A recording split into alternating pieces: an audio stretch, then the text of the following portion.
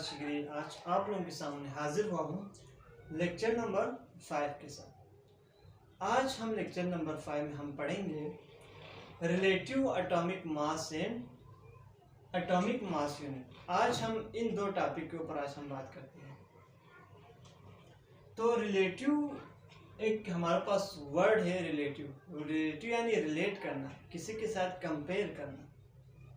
यहाँ पर क्या कह रहे हैं, यहाँ पे टॉपिक में हमारे पास कहते हैं रिलेटिव एटॉमिक मास।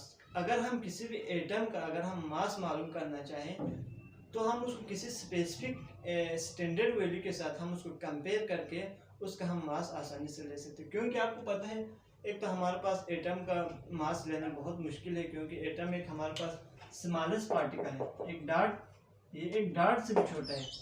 इस डार्ट में हमारे पास तकरीबन 2 मिलियन पार्टिकल्स होते हैं।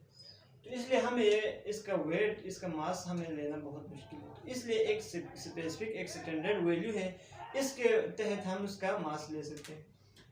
फॉर एग्जांपल हम अगर बात एग्जांपल के ऊपर अगर हम बात करें तो अगर हम किसी शॉप में जाते हैं, कोई भी चीज़ चावल हो या चीनी शुगर हो, अगर हम चीनी लेने जाते हैं तो हम उसको कहते हैं भाई 2 kg चीनी चाहिए। तो वो 2 kg चीनी को एक साइड पर रख के, फॉर एग्जांपल हमारे पास एक वेट है,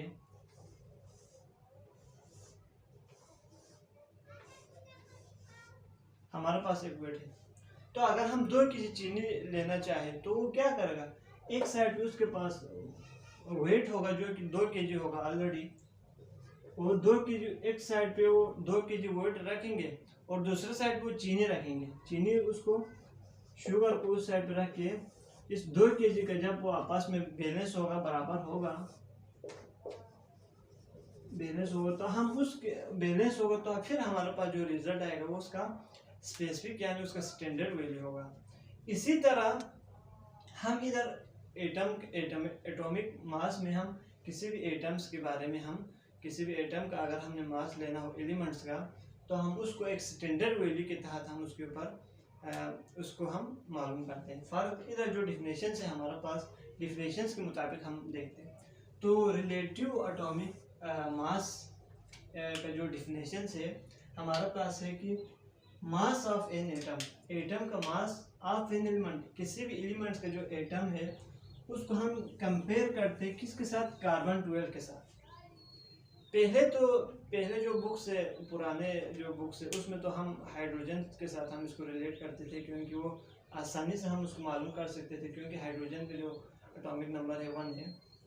अभी हम आज के जो दौर में हम कार्बन 12 के साथ इसको कंपेयर करते हैं, क्योंकि कार्बन 12 थे जो कि मोस्टली अवेलेबल है।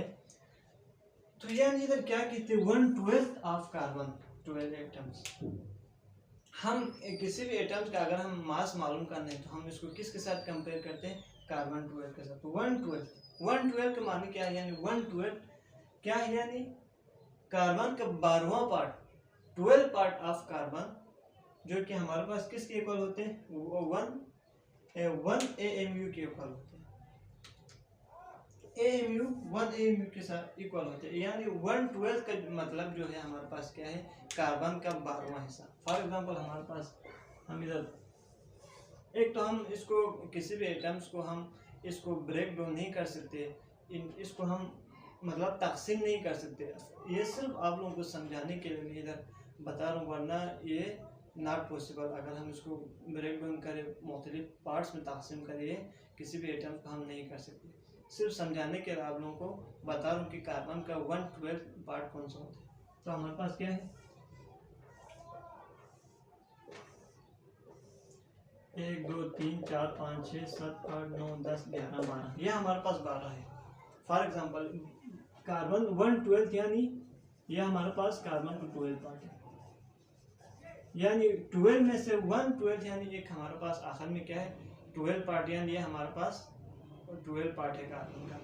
इसी तरह फॉर एग्जांपल इसी एग्जांपल के तहत हम बात करते हैं किसी भी एटम्स की। मतलब हमारे पास हाइड्रोजन है, हाइड्रोजन हमारे पास क्या है, उसका मास हमारे पास एटॉमिक नंबर 1 है।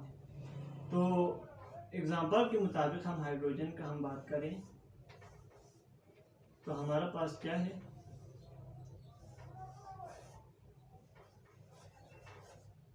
1 है, 1 हाइड्रोजन हमारे पास 1 है। तो हम इसको किस तरह हम इसको कंपेयर करेंगे, हम किसके साथ इसको रिलेट करेंगे।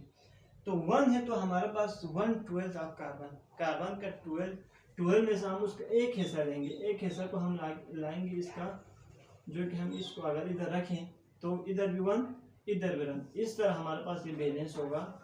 इसी तरह हम इसको क्या कह सकते हैं 1, यानी 1 AMU एटॉमिक मास 1 AMU हमारे पास किसके इक्वल होते हैं 1/12 पार्ट ऑफ कार्बन, इसलिए हम इसको क्या कहते हैं, इधर बैलेंस होता है हमारे पास क्या है, ये हाइड्रोजन हमारे पास 1 AMU, ये हमारे पास रिलेटिव एटॉमिक मास है। इसी तरह 1 AMU हमारे पास किसके इक्वल होते हैं 1.66 मल्टीप्लाई -24 ग्राम। इसी तरह हम हाइड्रोजन हीलियम के ऊपर हम अगर बात करें, हमारे पास फॉर एग्जांपल हमारे पास हीलियम है, एक घंटा है हमारे पास, तो आगे हमारे पास एक और एग्जांपल है, हम हीलियम की बात करते हैं। तो हीलियम का एटॉमिक मास हमारे पास क्या है 4th है, 4th हमारे पास एटॉमिक मास है हीलियम। तो अगर हमारे पास 4 है एटॉमिक मास, तो अगर हम इसमें, तो पहले हमने हाइड्रोजन के तहत हमने इसमें 1 एक पार्ट रखा, 4 में हम अगर एक रखा तो ये बराबर नहीं है, बैलेंस नहीं, तो इसलिए हम कितना हिस्सा रखेंगे इसमें 1 2 3 4 4 पार्ट हम इसमें रखें, तो हमारे पास ये क्या होगा बैलेंस होगा।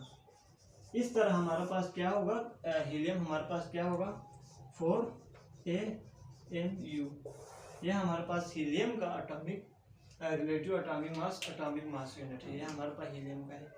इसी तरह आप ऑक्सीजन का अगर कर सकते हैं, कार्बन ऑक्सीजन का और लिथियम का, इसी तरह हमारे पास जितना एटॉमिक मास होगा उतना हम उसका कार्बन से हम उठा के उसको दूसरी साइड पर रख कर हम उसको कंपेयर कर सकते हैं। यह हमारे पास आज का जो छोटा सा टॉपिक था, जिसमें हमने पढ़ा relative atomic mass and atomic mass unit. इसमें यही पढ़ा बेसिकली, इसको अगर दोबारा हम पढ़े तो रिलेट करने, यानी किसी चीज़ के साथ कंपेयर करके उसको लेना, ये था हमारे पास टॉपिक।